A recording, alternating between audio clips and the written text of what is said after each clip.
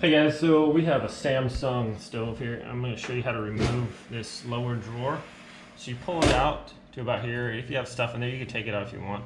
You want to grab under here on both sides. Watch out for this lip here because it's really sharp. It can cut you. So I usually grab underneath the stove on both sides of my fingers and just kind of lift up, and then you can pull out, and then just kind of pull out just like that.